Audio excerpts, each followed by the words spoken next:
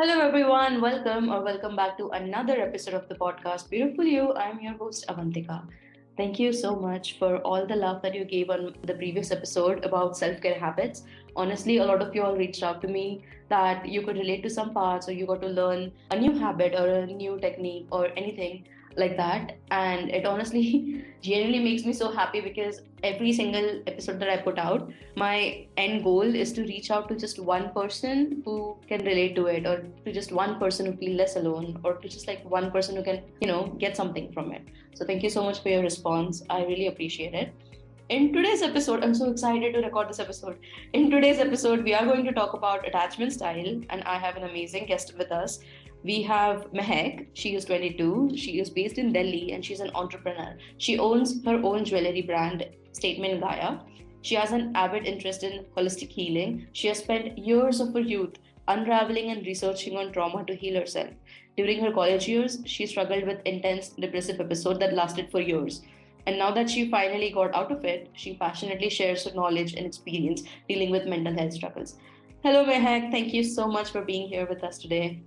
Hello, Avantika. Thank you for having me. I'm so honored because of the introduction. And I urge you guys to check out my little jewelry business that I have. And I even have a podcast in which Avantika will be on and will be collaborating with me. So thank you for having me. Yeah, stay, of course. It's my pleasure to have you on board. And we'll be collaborating a few episodes. So make sure you subscribe and like follow both of our episodes. And also, all of the Instagram links and podcast links will be linked in the description. So make sure you hit the like button. If you don't follow my podcast, Instagram for my podcast, Beautiful You .pod, you should do that as well. And also, her jewelry is honestly so on point, and it's so beautiful, so majestic. So I hope you go check that out. And yeah, so today we'll be talking about attachment styles. This is something that I'm generally a big nerd about. How did you come across attachment styles, Meg? So I had come across attachment styles when I needed to heal my own. And I had come across an article called Why You Find It Hard to Love. So I was in a lot of toxic dynamics back then. So I was like, I'm clicking on this article. I need to know why I find it so hard to love. And then I clicked on it, and it actually resonated a lot with me. And I was anxiously attached, and I sort of got into the journey like 3 years back. And since 3 years, I've known my attachment style and actively worked through it. But I'm still not like all the way through. What about you? For me, I think it was in my last relationship. So when I was 17, 18, I knew that the way that I felt, like I knew that I had to like make this relationship work. And throughout like growing up in high school years, none of it would work because I would get so scared of intimacy, and I would just like break things off because it's like, oh shit, I actually like this person. Yeah, no, I'm not gonna be with them. Stuff like that. So I knew that this was not healthy to some extent. And then eventually when I was with someone that I really wanted to make it work with, I was like, yeah, I need to work on this thing. And then I started looking into just your attachment with people, and then I came across attachment style. And I'm surprised not a lot of people know about this theory. Like I go around and like ask my friends about it, and or even just people in general, they are not much aware about what attachment style theory is. So this is why stick to the end, and I hope you guys get a lot from it. This is a two-part episode. This is just the first part, and the second part will be released soon after. So hope you guys stay tuned. Just a little heads up that a lot of the excerpts are taken from the book called Attached.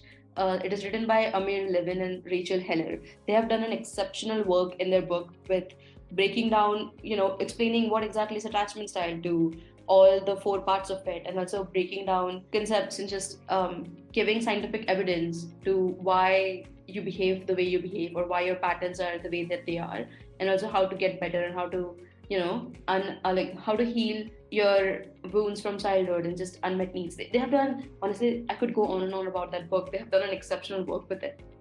You've read it too, right? Like the book Attached. Yeah, I've read it, the book Attached. I got it in 2019, and ever since then, it's been like the one holy grail. I tell everybody to read Oh my because god. it's so important. Yeah. I keep Yeah. sending I keep sending the links to my friends, like, dude, read this book. You'd be so beneficial. Like, just like it would be very beneficial for you to understand how you behave in certain relationships. and just people in general. It gives you a lot of insight. So what an attachment style is, that it is a specific pattern of behavior in and around your relationships.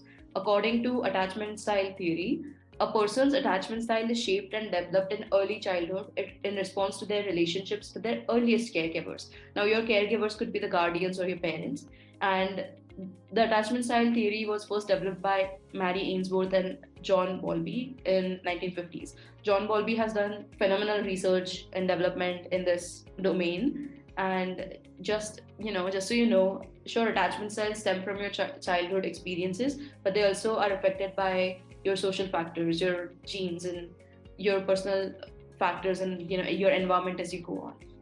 Yeah, context matters a lot, and it's not just like primary caregivers, it's Mhm. also like how you take interactions and how receptive you are to your own healing is what matters. So, a disclaimer I wanted to give is that we're not professionals and we're speaking from a personal experience, but we have done a lot of research and we have gone through working through our respective attachment styles on our own. So this should be informative, but don't take anything in this episode like set in stone. It's not, and attachment styles can always change and weave through and move through other forms. Yeah. And the next thing I wanted to give a brief overview about is the four attachment styles. The three most common attachment styles are secure, anxious, and avoidant, and I'm going to give you guys a brief overview of the four styles. So, the anxious attachment styles crave intimacy to the point of self abandon. They have people pleasing tendencies, jealousy issues, and fear of abandonment. And then the avoidant attachment style is dismissive of conflicts, have a coping mechanism to justify craving less romantic connection than normal or usual, have an inner dialogue of I don't need love, and then more familiar with physical intimacy. And their thoughts and actions are not aligned. And then fearful avoidant. These are, they crave both intimacy and distance, sporadic attachment woundings, unpredictable triggers. And then secure is fairly attuned to others' needs and can maintain a healthy amount of attachment and face conflicts with constructive criticism. So these labels are sometimes very liberating and sometimes very constricting, but none of it has to mean that you are like unhealable or like it's not conducive to your well-being. None of it has to mean something detrimental to your health.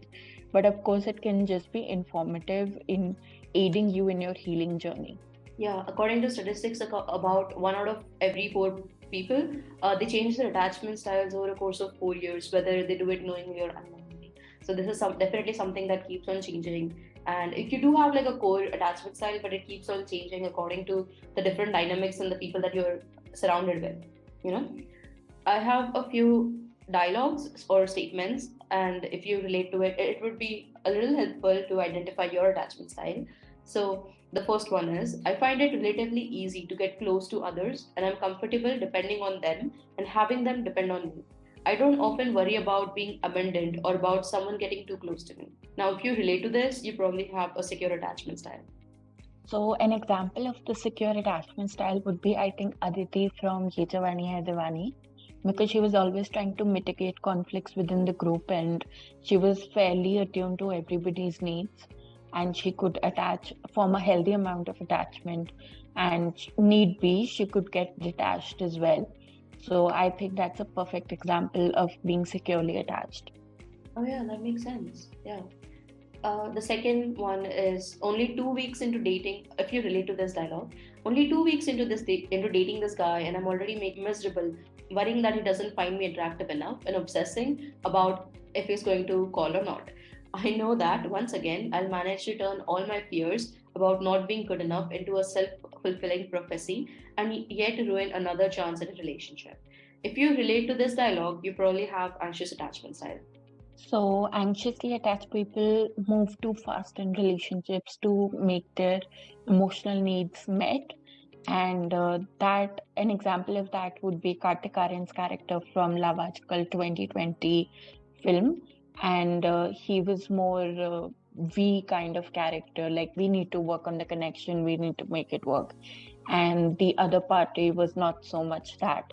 So that would be an example of anxiously attached. Honestly, I have not watched that movie yet, but from Zindagi Na Milegi Dobara, I could think of Kalki Kochin, Natasha, from Zindagi Na Milegi Dobara. She is like the textbook definition of anxious attachment, because she went to their bachelor's party, she crashed it, she would like lie, she would get so jealous and possessive and just clingy in general, and she was so willing to even throw her own career away just because she was getting married. So that is like a perfect textbook example of anxious attachment style. For sure, for sure. Then there is another dialogue. What's wrong with me? I'm a smart, good-looking guy with a successful career. I have a lot to offer. I've dated some terrific women, but inevitably, after a few weeks, I lose interest and start to feel trapped. It shouldn't be this hard to find someone I'm compatible with. If you relate to this dialogue to a certain extent, you probably have avoidant attachment style. So an example of that would be Arjun from Zindagi Na Milegi Dobara.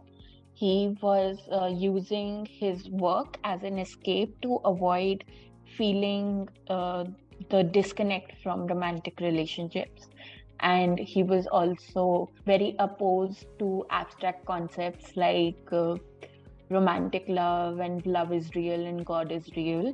And like it's a key factor in avoidant attachment style that you're very opposed to romantic concepts. He's very dismissive of conflict and stuff like that. So I think that would be a great example.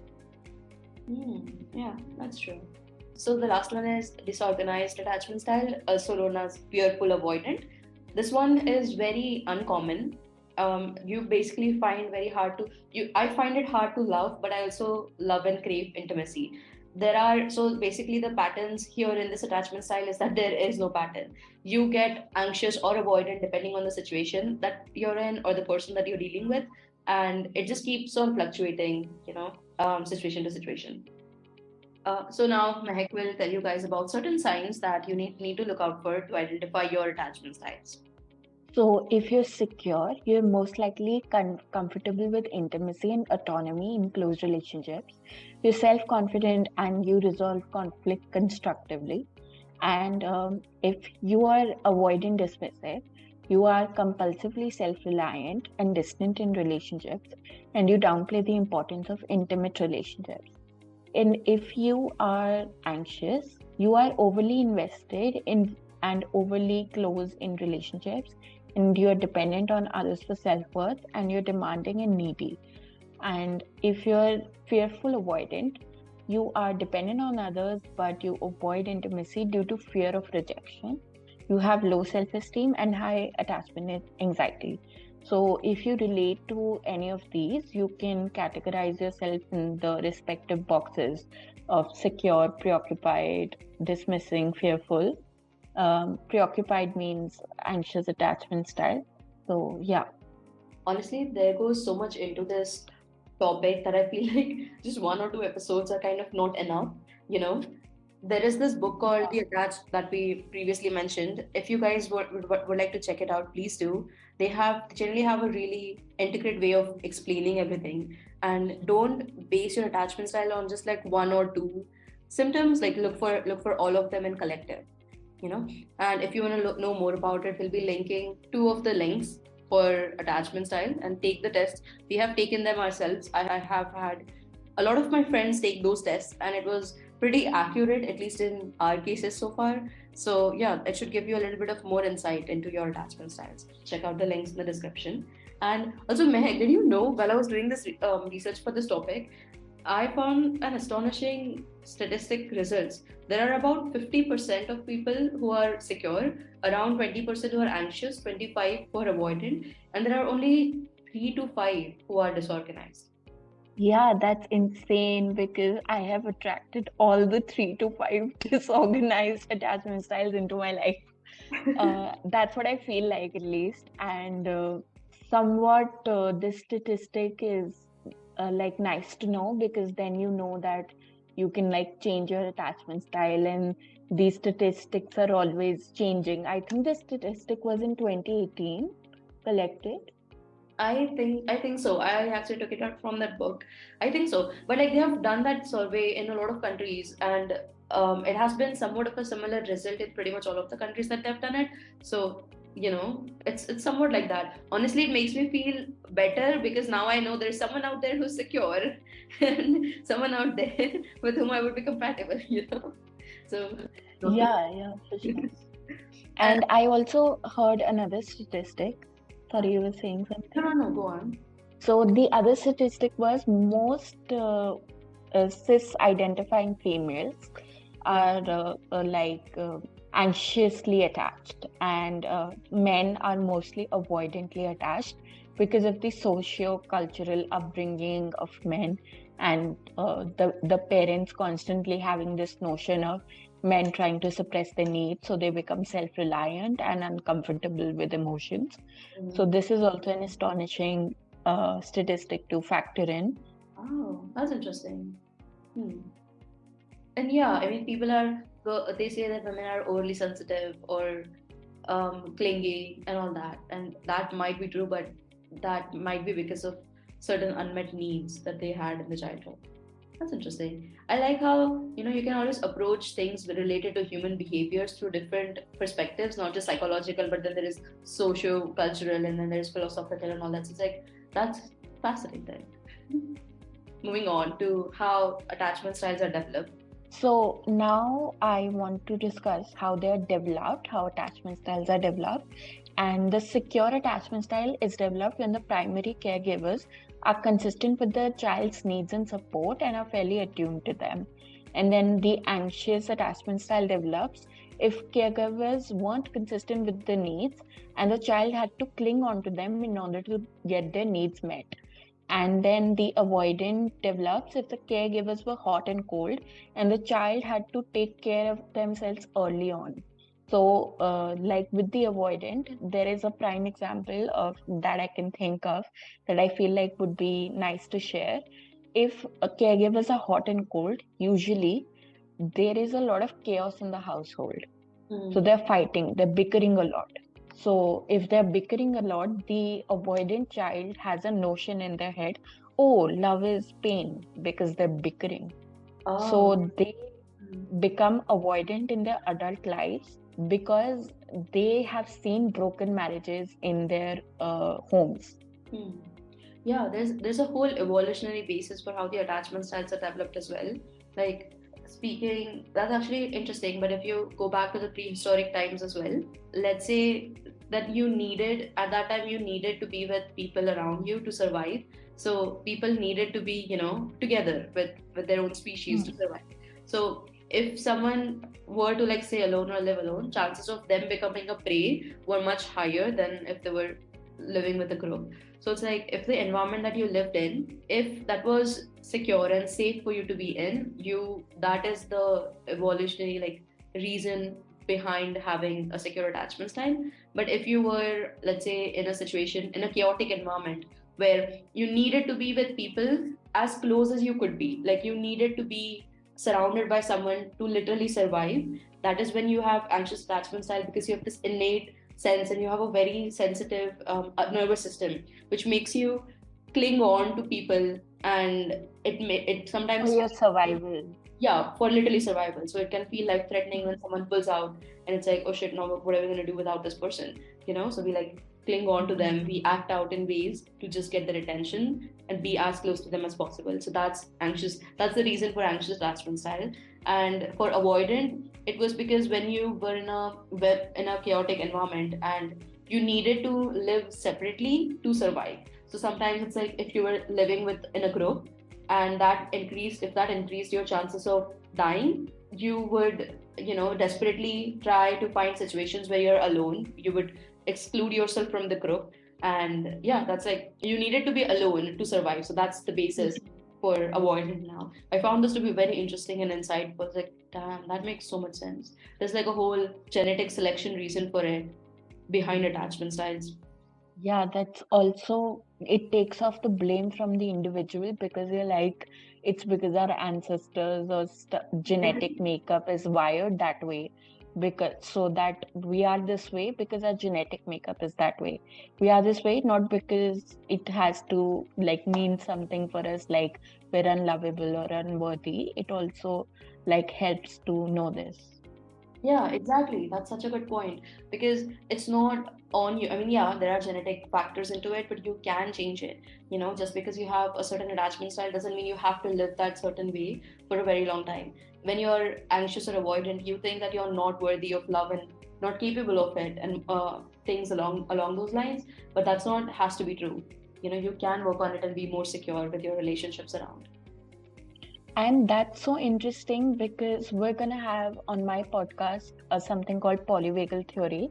And in that episode, I'll discuss how the human mind has fluidity and Mhm. elasticity to heal the nervous system and in turn heal our genetic makeup. So we can literally return to the core essence of us, which is love. I've actually come across things like that about how your breath work helps you heal your trauma because your body literally tells you how to heal from trauma. You just have to listen to it. There are certain, Yeah. and this is going a little off topic, but have you heard of NLP, neuro linguistic? What's that called? Neuro linguistic programming. Yes, I've heard of it. You brain map your things and you see the neural pathways, and then you can see what you need to work on. Yeah, but yeah, things like that. Wait, is that it? I mean, I didn't know. I mean, yeah, people do brain map your things and then figure out how to heal physiologically speaking. But like the one that so just yesterday, I went to this conference and there's this one NLP practitioner. He had this thing called one session therapy, where basically using the NLP techniques, the person tries to heal or like try to deal with the clients' struggles, whatever they're going through. They, of course, NLP has its own limitations. You can't do that when you are clinically diagnosed with certain disorders. However, it basically focuses on neuroplasticity and changing your thought patterns and just changing the way your brain functions, because your own perception is your reality. So they're trying to shift from one perspective to another. So yeah, that's actually really interesting. Yeah. Hmm. And that neuroplasticity thing also has an evolutionary basis because we as humans are wired for survival. We Mhm. think that existence is like equipped with pain, but which is why we are inherently wired for survival as humans because we're like evolutionary, like trying to survive. Oh yeah, that makes so much sense. It's really interesting to like learn about these things from different perspectives. Yeah. You know. So yeah, coming back to the topic. Attachment styles topic. Yeah, there's this thing called dependency paradox. You know how I think this is more, it's more and more happening in this generation. I'm not quite sure if that is the case or if people are just getting more aware. But the more it's like, oh, if you're dependent on someone, that's a bad thing, and if you are, you know, reaching out to people or just being dependent to like meet certain needs, that's not healthy. But that's actually not true. Yeah. This idea, this notion that this generation has that you don't owe anyone anything is very like separate from this notion that we are like wired to be social animals. So we literally do owe each other collectivity. Oh, yeah, we do each other collectively, yeah. So the whole dependency paradox basically is that the more effectively dependent people are on one another, the more independent and daring they become. So the whole attachment principles teach us about, how most people are only as needy as their unmet needs. When their emotional needs are met, the earlier the better. They usually turn their attention outwards. Yeah, so they can refine their outer life if their inner life is settled. But if their inner life is in chaos, their outer life mostly looks like stagnant, like still. Yeah, this is actually one of the main primary reasons why understanding your attachment styles is important, because it helps you understand what were your needs that were not fulfilled in your childhood or just in your life so far. And this is why also understanding your partner's needs are just as important, because now you know how to love them and now you know what needs are unmet and how to like meet their needs. so you have a healthy relationship and you grow together. Yeah, for sure. And especially if you find that love is hard for you need to find out how you're attaching to people and what your triggers are. If you have fear of abandonment, if you crave to be independent, like stuff like that is very helpful to figure out to make the relationship work. But obviously, it's not like your relationship doesn't hinge on it, but it definitely helps. Oh, yeah, for sure. So, what was your attachment style again? My attachment style was anxiously attached. Anxiously attached, right? Yeah, yeah. How did you work on your attachment style? So when I came across the article that I talked about, um, I looked into anxious attachment style and I was immediately inclined to heal it. And I looked into YouTube channels, so typed in how to heal anxious attachment style. I came across a few videos and I Hmm. actively applied them for like the next 3 years of my life. So 2019 to 2022. And then right now I'm anxious to secure leaning. I'm somewhere in the middle, but it has gotten a lot better than before, but I was monstrously attached. So that was my like attachment thing. Nice. That's great. That's because I know Yeah. even I had anxious attachment style. I still do actually. Unfortunately, I thought I had got better and it was more secure. Turns out it's not. And yeah, have you noticed that your body reacts very like your nervous system starts reacting when your situations when your attachment cells get triggered? Yeah, my nervous system, like even my hormones get thrown off. So when I'm like anxiously attached and I fear abandonment, I Mm-hmm. suddenly start like not craving to eat, or like my hormones will get thrown off, or like I'll get insomnia again. Usually I'm a well sleeper, but I'll start to get insomnia again. So like this nervous system also gets thrown off, and that's so interesting that our life has an impact on our inner life. Oh yeah, for sure. When I would feel my attachments getting triggered, even I would have like sleepless nights or just there would be tension in my body that I would experience in certain parts, which is where I would know, okay, now my nervous system is acting up as well, and like this is something that I need to Mhm. look into because it's not the healthiest. So I'm glad we're both working on our respective attachment styles, which Yeah. is like something I would urge everybody to work on if you're not secure already. And if you're secure, I'm extremely envious of you, but I am happy for you as well. Um, There's this one friend of mine who did not have the greatest childhood at all, and you would think that the person is like disorganized or anxious or avoidant to a huge extent, but this guy has secure attachment style.